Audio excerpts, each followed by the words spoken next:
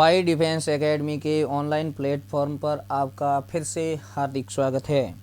मैं देवाराम जानी आज आपके सामने भारत के भूगोल का एक और पार्ट लेके आया हूँ, जिसमें देखिए अपन ने अभी तक भारत के क्या क्या कर दिया है वो आप पीछे एक बार ज़रूर देख लेना कि क्या क्या अपन ने पढ़ लिया। अपन ने स्थलीय सीमा कर दी है, अपन ने जलीय सीमा कर दी है, अपन ने 7 बहनें कर दी है, अपन ने कर्क रेखा पर स्थित राज्य कर दिए हैं, अपन ने आईएसटी रेखा पर स्थित राज्य कर चुके हैं, अपन ने जलीय सीमा और स्थलीय सीमा के अलावा जिसकी ना जलीय सीमा है ना स्थलीय सीमा है, जो आंतरिक राज्य है, उनको भी अपन ने कर लिया है। इसके अलावा अपन अगर देखें तो अपन ने पिछली क्लास में अपन ने ये भी किया था, कुछ जो नए राज्य बने इनसे संबंधित अपन ने कर दी। अब देखिए वैसे देखें तो आपके एक क्वेश्चन सीएम और राज्यपाल का महत्वपूर्ण रहता है, लेकिन ध्यान रखना अभी जैसे वैकेंसी के अकॉर्डिंग आपके अप्रैल में एग्जाम होगा, तो उस समय के जब भी अप्रैल 2021 में एग्जाम हो उस समय के राज्यपाल और सीएम आपको ध्यान रखना है। तो वो क्लास उस समय करूँगा मैं। उस समय एक आपके सीएम, राज्यपाल और कौन से राज्य की राजधानियाँ लगभग याद रहती है, केवल आपको 7 सिस्टर की थोड़ी सी 7 बहनों की राज्यों की उधर की राज्यों की राजधानी याद नहीं रहती, या जो नए राज्य है उनकी थोड़ी सी राजधानी याद नहीं रहती, उनकी थोड़ी सी आपको याद रखनी है, बाकी आपके सीधा सीधा है। तो अब देखिए कुछ आपके जैसे मैंने कहा किस देशों के साथ में कुछ चैनल बताए, कुछ आपके जल संधियाँ बताई, लेकिन कुछ जल संधियाँ अपने भारत के जो नीचे द्वीप है, द्वीप समूह हैं, उन द्वीप समूहों में से संबंधित भी है। तो थोड़ा सा आपको ऐसे ध्यान होना चाहिए कि भारत की और जल संधियाँ कौन सी है। जैसे मैंने 8 डिग्री जल संधि पहले बता दी, क्योंकि वो भारत और मालदीव के बीच में सीमा बना रही थी, तो वो तो अपन ने पढ़ ली। जैसे 8 डिग्री चैनल देखोगे तो यहाँ है, जैसे ये मालदीव है नीचे और 8 डिग्री के ऊपर ये लक्षद्वीप है, तो लक्षद्वीप और इस मालदीव के बीच में ये एक द्वीप है मिनिकॉय द्वीप, तो ये मिनिकॉय द्वीप और ये नीचे है मालदीव। तो यानी 8 डिग्री चैनल तो अपन कर चुके हैं, फिर भी आप एक बार लिख लो भले इसको साथ में 8 डिग्री चैनल। वैसे ये 8 डिग्री चैनल कौन सा है, 8 डिग्री नॉर्थ ही एक अपन वस्तुतः समझें तो 8 डिग्री जो नॉर्थ है उसी को 8 डिग्री चैनल कह रहे। फिर 9 डिग्री भी आएगा, 10 डिग्री भी आएगा, इस प्रकार से आपके ये चैनल है देखोगे तो 8 डिग्री जो चैनल है आप देखोगे तो ये जो नीचे है आपके मालदीव और भारत, तो आप सीधा ऐसे ही लिख सकते हो मालदीव और भारत की जो सीमा बना रहे हैं वो आपके कौन सा 8 डिग्री चैनल। बाकी 8 डिग्री चैनल के बारे में मैंने पहले ही बता चुका हूँ कि इसमें आपके एक मिनिकॉय द्वीप और मालदीव का भाग आएगा। फिर आपके 9 डिग्री चैनल आता है, थोड़ा सा उसके ऊपर, थोड़ा उसके ऊपर, मतलब ये जैसे 8 डिग्री है ये है आपके 9 डिग्री। अब ये जो 9 डिग्री जो चैनल है उस 9 डिग्री चैनल से आपके एक तो मिनिकॉय जो द्वीप है वो मिनिकॉय और लक्षद्वीप, बाकी जो लक्षद्वीप का पार्ट है उस लक्षद्वीप और मिनिकॉय का जो पार्ट है वो अलग हो रहा है, ध्यान रखना 9 डिग्री चैनल से। उसके आगे ऊपर जाओगे तो 10 डिग्री चैनल आएगा, जो यहाँ जैसे यहाँ तक आपके ये जैसे 10 डिग्री आएगा ऐसे, तो ये 10 डिग्री। इसके ऊपर वाला ये तो अंडमान द्वीप समूह है, नीचे वाला निकोबार द्वीप समूह है। तो इस प्रकार से आप ऐसे कह सकते हो अंडमान और निकोबार के बीच में, तो 10 डिग्री नॉर्थ चैनल आप ऐसे कह सकते हो अंडमान और निकोबार द्वीप समूह के बीच में। यानी अंडमान और निकोबार द्वीप को अलग करने वाला अगर आपके चैनल पूछे तो उसका चैनल का नाम होगा, ध्यान रखना, आपके 10 डिग्री चैनल। इस प्रकार से आपको ये समझ में आ गया होगा कि 10 डिग्री चैनल कहाँ है। अब इसमें जैसे अंडमान निकोबार की राजधानी है आपके जैसे पोर्ट ब्लेयर, वो आपके अंडमान निकोबार की राजधानी है। लक्षद्वीप की राजधानी जैसे है कवारती, वो अलग चीज़ है। इनके आपके ऐसे राजधानियाँ से संबंधित आपको वैसे ध्यान रखें तो वो ध्यान रखनी है जो आपके नई है, नवीनतम है, या जैसे नवी राज्य है या जो अलग राज्य है उनसे संबंधित। एक आपको ग्रेट चैनल पहले बता दिया, यहाँ पर ग्रेट चैनल है जो इधर सुमात्रा और इसके बीच में, फिर भी आप इसको भी लिख लो ग्रेट चैनल। ये किस किस के बीच में है, तो भारत प्लस इंडोनेशिया। अब इंडोनेशिया का कौन सा भाग, सुमात्रा जो द्वीप है वो सुमात्रा द्वीप है जो ग्रेट चैनल यहाँ पर स्थित है।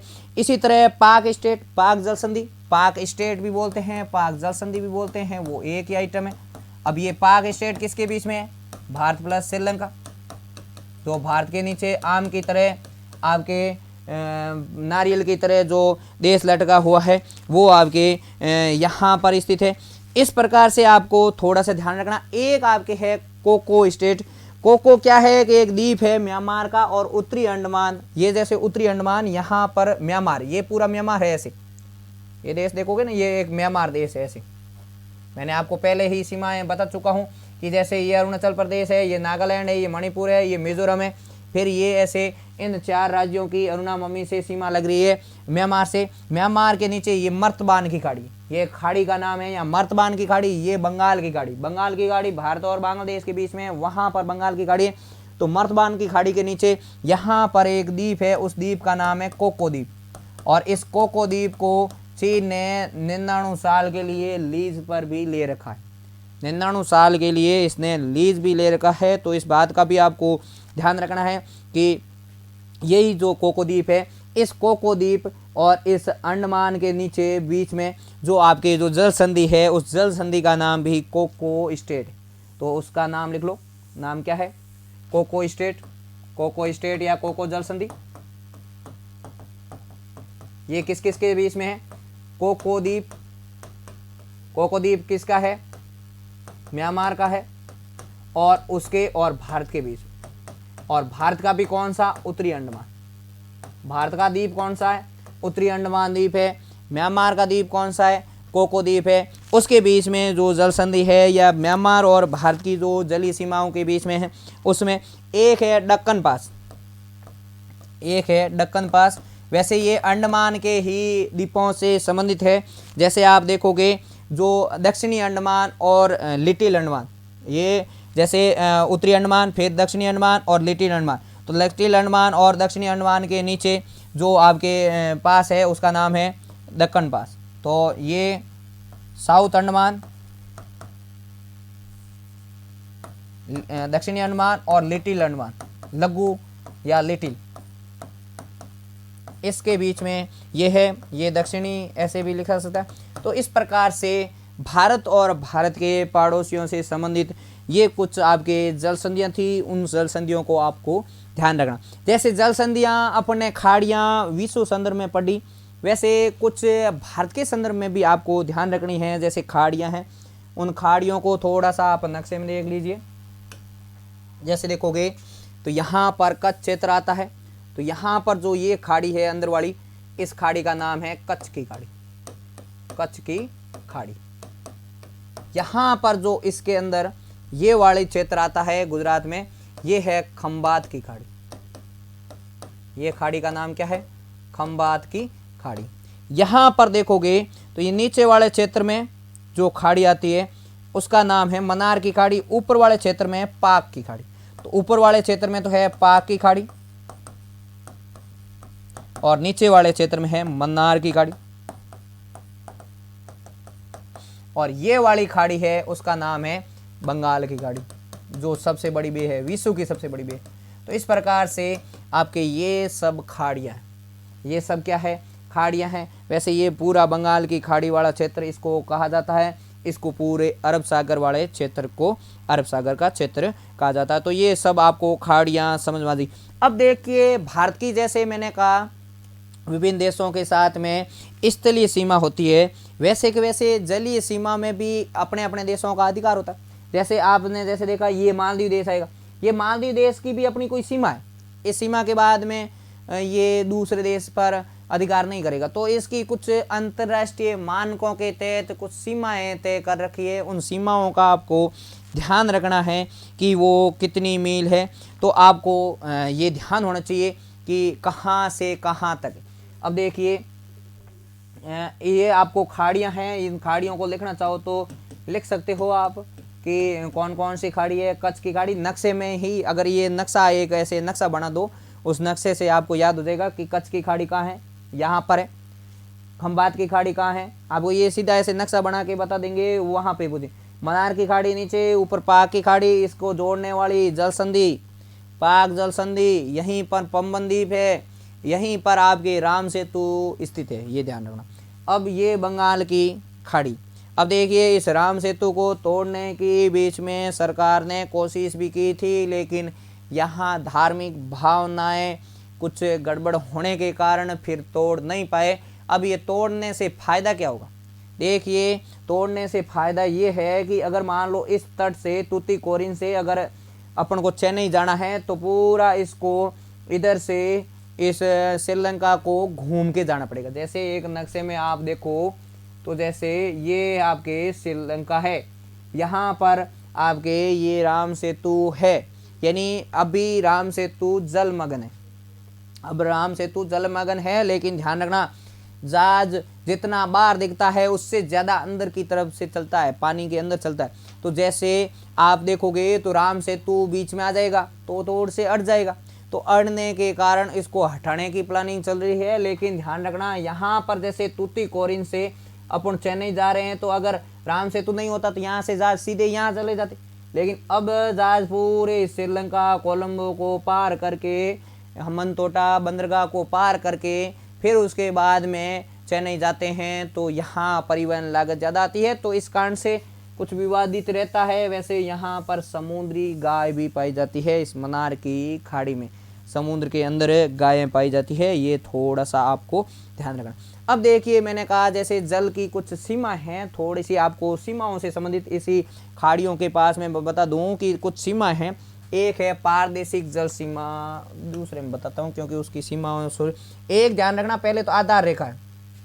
आधार रेखा किसको कहेंगे?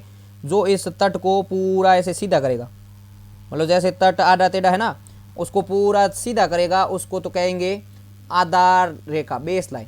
तो एक तो सबसे पहले तो आधार रेखा ध्यान होनी चाहिए, आधार रेखा या जिसको बेस लाइन कहते हैं, तो ये बेस लाइन, इसका ध्यान रखना। ये केवल सीधी करती, ये सीमा को सीधा करने के लिए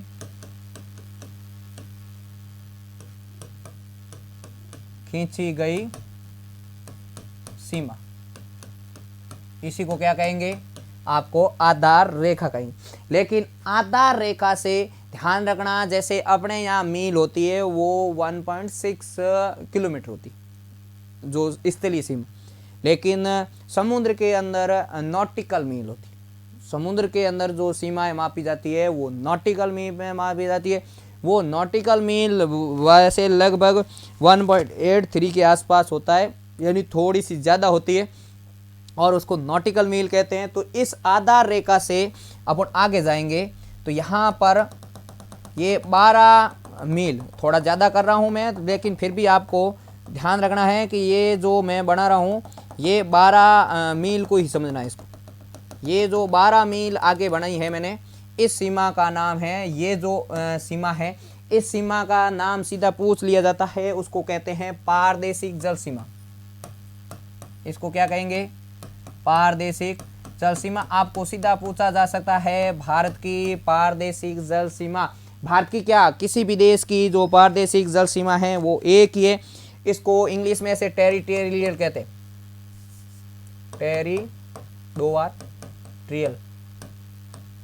टेरिटोरियल एरिया, टेरिटोरियल एरिया कहा जाता है। इस बात का आपको ध्यान रखना है। और वैसे देखो तो ये 12 समुद्री मील, ये कितना है? आधार रेखा से, आधार रेखा जो बेस लाइन मैंने आपको कहा ना, आधार रेखा से ये कितना है? 12 नॉटिकल मील तक। अब नॉटिकल मील मैंने आपको पहले ही बता दिया कि एक नॉटिकल मील मतलब 1.83 किलोमीटर होता है, तो वो 12 नॉटिकल मील तक का जो क्षेत्र है उसमें इसमें सभी प्रकार के संसाधन, इसमें भारत सभी संसाधनों का प्रयोग कर सकता है, सभी संसाधनों का प्रयोग कर सकता है, मतलब कोई भी संसाधनों की रोक नहीं है। लेकिन उससे थोड़ा सा आगे जाओगे तो आपके संलग्न क्षेत्र, कॉन्टिन्यूस क्षेत्र कहा जाता है, जिसको कहते हैं संलग्न क्षेत्र। अब ये संलग्न क्षेत्र कहाँ से होता है? ये 12 नॉटिकल मील के बाद में अगर आप थोड़ा सा और आगे जाओगे तो उससे जो आपके 24 जो नॉटिकल मील होगी उसके बीच में आपके ये सीमा पाई जाती है। तो इस 12 से लेकर 24 नॉटिकल मील यानी और 12 के ये 12 है, ये अब 24 नॉटिकल मील है। अब 24 नॉटिकल मील जैसे ये वाली सीमा है। अब देखो ये जैसे श्रीलंका वापस टकराएगा तो उसको थोड़ा सा उस सीमा के आसपास उसको सुधार दिया जाता है देश के आसपास, जिसमें अधिकार ज़्यादा होगा उसके अकॉर्डिंग। तो इस प्रकार से आपको थोड़ा सा ध्यान होना चाहिए कि कौन सी है, कौन सी उसकी सीमा है, उसके अकॉर्डिंग आपको ध्यान होना चाहिए। तो ये 24 नॉटिकल मील है, जिसको संलग्न क्षेत्र कहते हैं, कॉन्टिन्यूअस क्षेत्र, कॉन्टिन्यूअस एरिया, ये आपको ध्यान रखना है। कॉन्टिन्यूअस एरिया जिसको कहते हैं, इसका मतलब होता है संलग्न क्षेत्र जो 12 से 24 नॉटिकल मील के मध्य होता है। अब इसमें क्या है, अप्रवासी कानून इसमें लागू होते हैं। कौन कौन से कानून लागू होते हैं उससे संबंधित थोड़ा सा ध्यान रखना। अप्रवासी कानून इसमें लागू होंगे। सीमा शुल्क से संबंधित सीमाओं का शुल्क इसमें लिया जाता है। पर्यावरण स्वच्छता के बारे में, पर्यावरण से संबंधित जो भी स्वच्छता है, राजकोषीय अधिकार भी इसमें होता है। अब ये राजकोषीय अधिकार आप इकोनॉमिक्स में पढ़ेंगे वैसे से। राजकोषीय वित्तीय जो राज्य सरकार के द्वारा जो लगाए जाते हैं, पर्यावरण स्वच्छता, इससे संबंधित ये कार्य किए जा सकते हैं इस क्षेत्र में। इसके बाद में एक चौथा और अंतिम क्षेत्र होता है जिसको लास्ट क्षेत्र कहते हैं। इसको कहते हैं अनन्य आर्थिक क्षेत्र, अनन्य आर्थिक क्षेत्र। इसको वैसे आपको इस हिंदी से ज़्यादा इंग्लिश में ध्यान रखना, इसको ऐसे सीधे सीधे लिख दिया जाता है EEZ, आपको सीधा सीधा आ जाएगा कि EEZ यानी कंक्लूसिव इकोनॉमिक जोन कहा जाता है। आपको सीधा सीधा पूछा जाता है कि EE जोन आपके कहाँ से कहाँ तक है।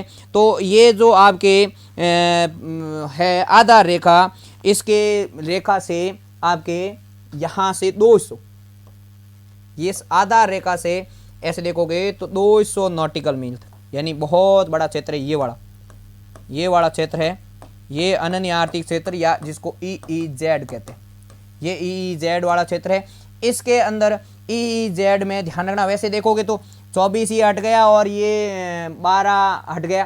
तो जब 24 मील इसको हटा देंगे, जैसे 200 में से आपके 24 हटाएंगे, हाँ वो 24 हटा देंगे जैसे ये इस रेखा से, तो 176 लगभग 176 नॉटिकल मील का होता है।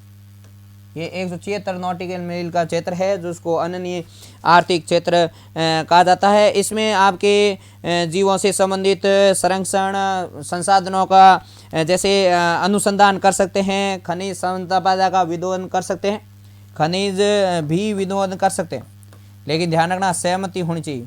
आसपास कोई देश रहा, दूसरा देश आ रहा है तो उसके थोड़ा सा ध्यान रखना है। बाकी जीवों का संरक्षण कर सकते हैं और सागर की शक्ति ले सकते हैं, सागरीय शक्ति का प्रयोग कर सकते हैं। इसमें कोई एनर्जी बना रहे हैं, कोई विद्युत ऊर्जा बना रहे हैं तो उससे संबंधित अपन इसका प्रयोग कर सकते हैं। जीवों का सर्वेक्षण कर सकते हैं आप अपना, और संरक्षण कर सकते हैं। सर्वेक्षण और सर्वेक्षण ये अपन कर सकते हैं जीवों का। तो इस प्रकार से देखिए, अपन ने सबसे पहले तो कहा कि कौन कौन सी खाड़ी है, कौन कौन सी जल संधियाँ हैं, उनसे संबंधित भी अपन ने किया। और फिर अपन ने ये अपने अलग अलग क्षेत्र के आधार पे, ये क्षेत्र आपके सीधे सीधे पूछ लिए जाते हैं। इन क्षेत्रों का थोड़ा सा आपको ध्यान रखना है, कौन कौन से क्षेत्र है, थोड़ा सा इनको, क्योंकि ये इसके बाद में अपन ऐसे टकराव खूब होता है इस सीमा को लेकर। जैसे आप देखोगे तो चीन और जैसे थाईलैंड, वियतनाम, इन देशों के बीच में खूब सारे इधर दक्षिणी एशियाई देशों में ये ऐसे लफड़ा चलता रहता है। उस लफड़े का मुख्य कारण क्या है, यही कारण है। जैसे अपन ने देखो ये किया एक आपके जो जलीय सीमाओं से संबंधित, एक अपन ने स्थलीय सीमाओं से संबंधित कर दिया। अपन ने एक मैकमोहन रेखा की थी और एक की थी अपन ने रेड क्लिफ रेखा। उससे संबंधित एक और क्षेत्र आता है। जैसे देखोगे ये पूरा जम्मू कश्मीर का क्षेत्र है, जम्मू कश्मीर, अब ये केंद्र शासित प्रदेश छोटा सा रह गया। अभी ये जैसे मान लो ये पूरा नक्शा है, इस पूरे नक्शे में देखोगे तो इसमें इधर से ऐसे पीओके ने काट रखा है, इसका मतलब है पाक ऑक्यूपाइड कश्मीर, और इधर से थोड़ा सा चीन ने काट रखा है, चाइना ऑक्यूपाइड कश्मीर। आपको ऐसे सीधे सीधे पूछ भी लिए जाते हैं, चाइना ऑक्यूपाइड कश्मीर किस तरफ है, पाक ऑक्यूपाइड कश्मीर किस तरफ है, और पाक ऑक्यूपाइड कश्मीर और भारत के बीच में जो सीमा रेखा है उसका नाम क्या है, और इनके बीच में रेखा का नाम क्या है। अब देखो इनके नाम में थोड़ा सा फर्क है, एक है LAC, एक है LOC।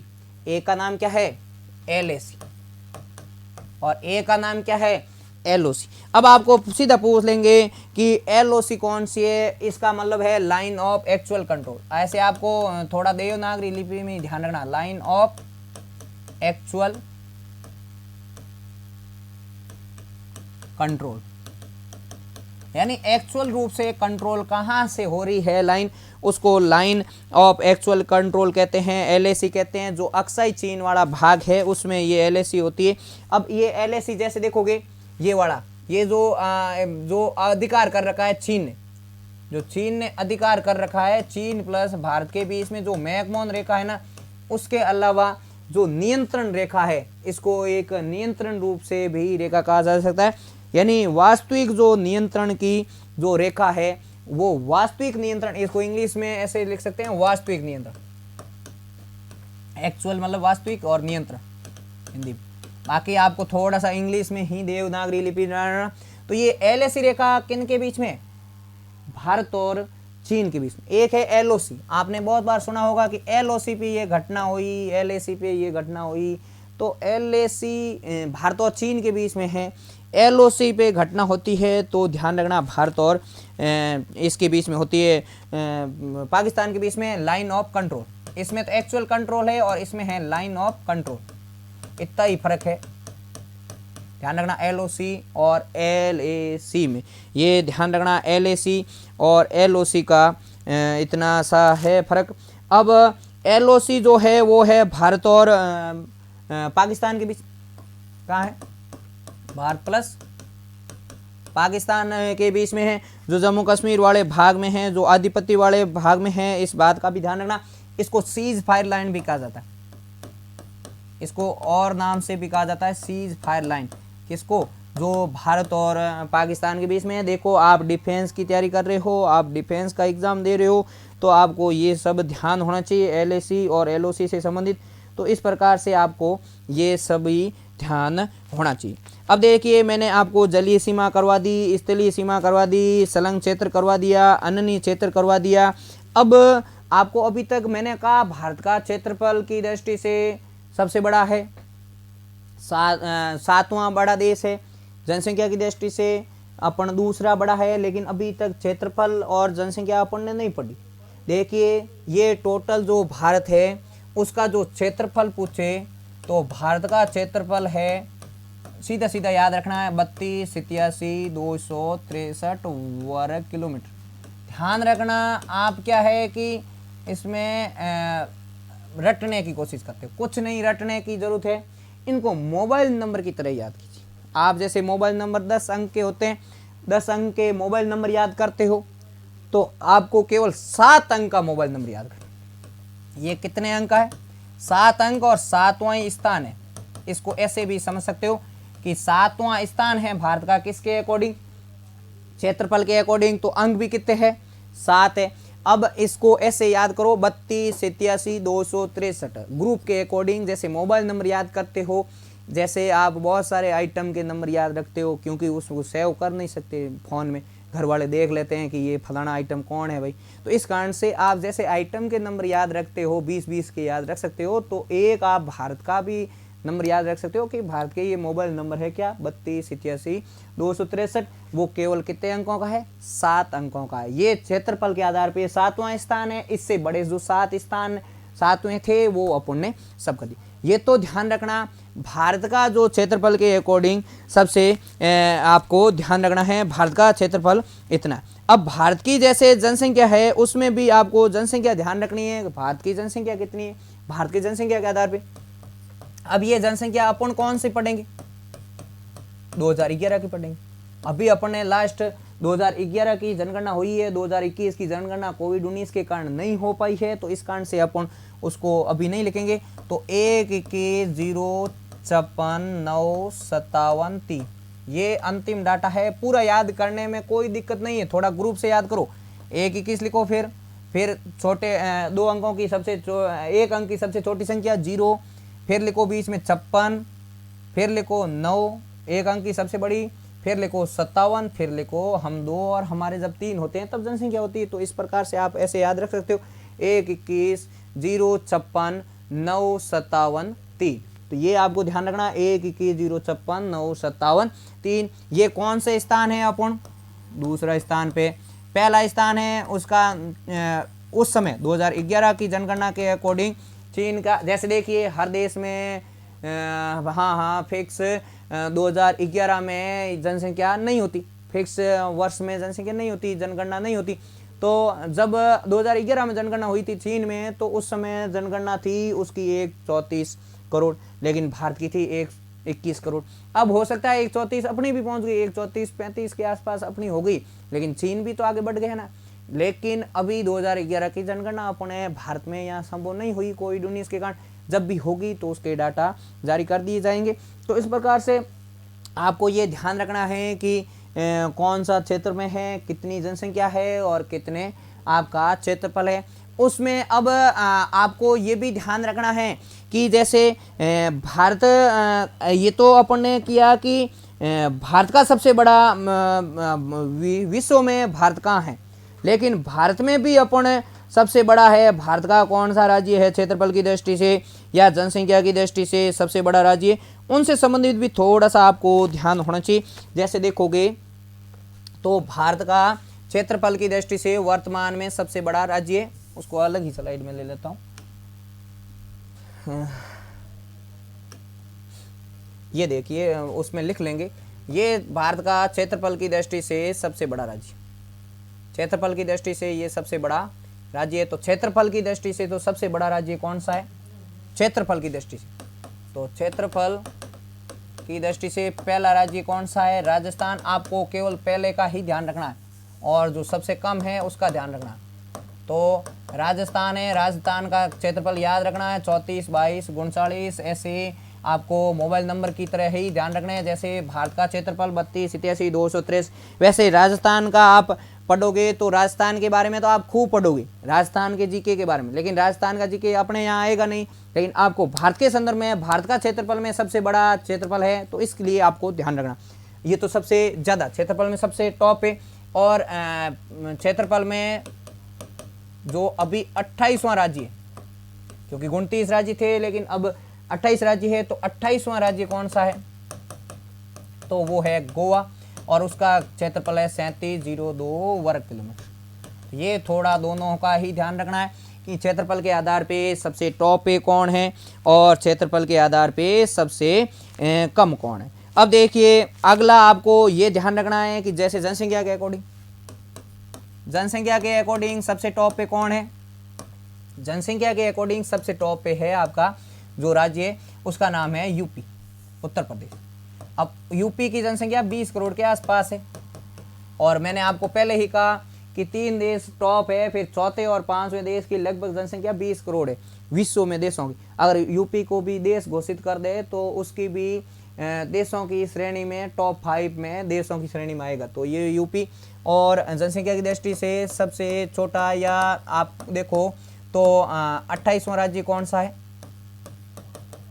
मतलब क्रम में 28वां राज्य, तो वो है सिक्किम। सिक्किम ध्यान रखना जनसंख्या की दृष्टि से सबसे छोटा है, क ख, इसमें ख आधा है, इसमें क आधा है। तो जनसंख्या की दृष्टि से क्षेत्रफल देखो अक्षरों में भी छोटा, तो गोवा भी छोटा, ऐसे भी थोड़ा आप ट्रिकली याद रख सकते हो। वैसे इसकी जनसंख्या 6 लाख के आसपास है, वैसे 6 लाख है, उसमें एग्जैक्ट याद रखने की जरूरत नहीं है, वैसे आपको ऐसे सीधा पूछा जाता है सबसे कम जनसंख्या किसकी है, सबसे ज़्यादा किसकी है, उसी के अकॉर्डिंग आपको ध्यान रखनी। अब अपने का क्षेत्रफल के आधार पे ये तो सबसे बड़ा राज्य, लेकिन क्षेत्रफल के आधार पे थोड़ा सा आपको यूटी का भी ध्यान रखना। यूटी यानी आपके केंद्र शासित प्रदेश, और केंद्र शासित प्रदेशों में सबसे ज़्यादा बड़ा देखोगे तो 8,249 वर्ग किलोमीटर का क्षेत्रफल है किसका, अंडमान निकोबार।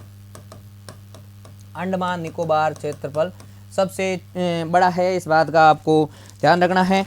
और अगर सबसे छोटा देखो दोनों में, यूटी में सबसे छोटा, ये तो टॉप पे यूटी में मतलब पहला स्थान पे, और यूटी में अभी 8वां कौन है, मतलब 8 ही है, 8 ही यूटी है टोटल, पहले 9 थे, फिर दमन दीव दादरा नगर जोड़ दिया, फिर भी 8वां जो सबसे छोटा है वो है लक्षद्वीप। पहले भी ये लक्षद्वीप ही था और अभी भी लक्षद्वीप ही है, 32 वर्ग किलोमीटर।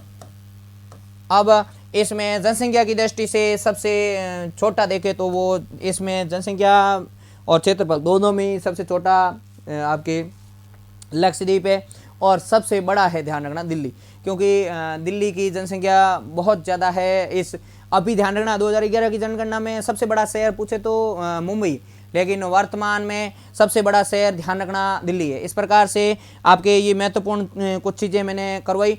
अब देखिए इनको मैं 2 मिनट में रिवाइज करवा देता हूँ कि आज अपन ने क्या क्या पढ़ा, उसके बाद में आज की क्लास को यहीं पूरी करते। देखिए मैंने पहले बताया कि अपन ने अभी तक क्या क्या पढ़ लिया, उसके बाद में अपन ने कुछ चैनल, कुछ आपके जल संधियों से संबंधित और कुछ ऐसे फैक्ट बताए कि किन किन की सीमाएं कैसे निर्धारित होती। जैसे 8 डिग्री चैनल जो नॉर्थ वाला वो मालदीव और भारत को अलग करता है, 9 डिग्री चैनल जो मिनिकॉय और लक्षद्वीप को अलग करता है। जैसे 8 डिग्री नॉर्थ, 9 डिग्री नॉर्थ, ये 10 डिग्री नॉर्थ जो आपको अंडमान और निकोबार को अलग करता है।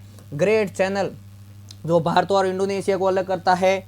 फिर अपन ने कहा कि पाक स्टेट जो भारत और श्रीलंका के बीच में है। फिर कोको स्टेट जो कोको द्वीप और भारत के बीच में है। फिर दक्कन पास जो दक्षिणी अंडमान और लिटिल अंडमान के बीच में है, ये पढ़ा। फिर उसके बाद में अपन खाड़ियाँ देखी, जैसे यहाँ वाली खाड़ी है कच्छ की खाड़ी, फिर यहाँ वाली खाड़ी है खंबात की खाड़ी। अब जैसे यहाँ कच्छ की खाड़ी में लूणी नदी गिरती है, खंबात की खाड़ी में जैसे साबरमती गिरती है, आपके नर्मदा गिरती है, ताप्ती गिरती है, तो ऐसे नदियाँ गिरने वाले स्थान भी पूछ लेते हैं कौन सी नदियाँ कहाँ गिर रही है। इसके अलावा यहाँ मन्नार की खाड़ी है, नीचे ऊपर पाक की खाड़ी है, यहाँ पर आप देखोगे तो बंगाल की खाड़ी है, ये ध्यान रखना। फिर एक LAC और LOC के बारे में भी पढ़ा। LAC ध्यान रखना भारत और चीन के बीच में जो सीमा रेखा है उसका नाम है लाइन ऑफ एक्चुअल कंट्रोल, जिसको वास्तविक नियंत्रण रेखा कहा जाता है।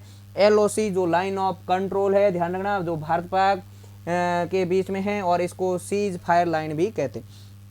फिर अपन ने जलीय सीमाओं से संबंधित 4 रेखाएं पढ़ी। एक आधार रेखा, जिसको सीमा को जैसे टूटी फूटी रेखा है, क्रीक वाली रेखा है, उनको सीधा करने के लिए जो रेखा खींची जाती है उसको कहते हैं अपन आधार रेखा, बेस लाइन। और एक है फिर पारदेशिक जलीय सीमा।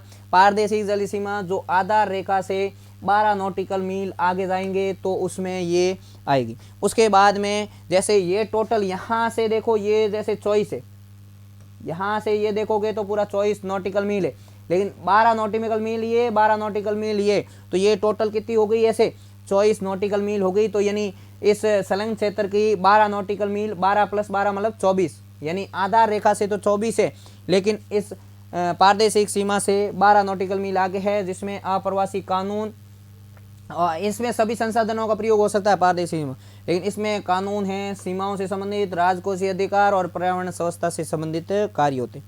फिर उसके बाद में अन्य क्षेत्र RC क्षेत्र, जिसको EZ कहते हैं, जो वैसे 200 नॉटिकल मील तक है, यानी यहाँ से यहाँ तक तो 200 नॉटिकल मील है, लेकिन ये इसका क्षेत्र है वो 176 किलोमीटर है, क्योंकि ये 24 नॉटिकल मील हट जाता है, तो 176 नॉटिकल मील तक है। इसमें खनिज का विदोहन किया जा सकता है, जीवों का संरक्षण और सर्वेक्षण किया जा सकता है, और सागरी शक्ति का प्रयोग किया जा सकता है।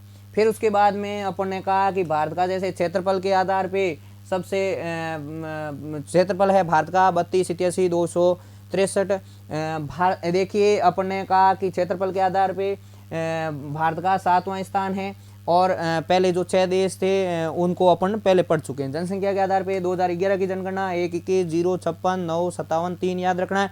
और ये दूसरे स्थान पर है। 134 करोड़ जनसंख्या सबसे ज़्यादा जो आपके चीन की है। वैसे अगर आप देखोगे तो भारत की जो कुल जनसंख्या है वो उसमें विश्व की कुल जनसंख्या का 17.5% है, और ये जो चीन की जनसंख्या है विश्व की कुल जनसंख्या का 18.5% है, और यूपी की कुल जनसंख्या भारत की कुल जनसंख्या का 16.5%। तो ऐसे याद रख सकते हो कि यूपी की 16.5, भारत की 17.5, चीन की 18.5, ये भी ध्यान रख सकते हो।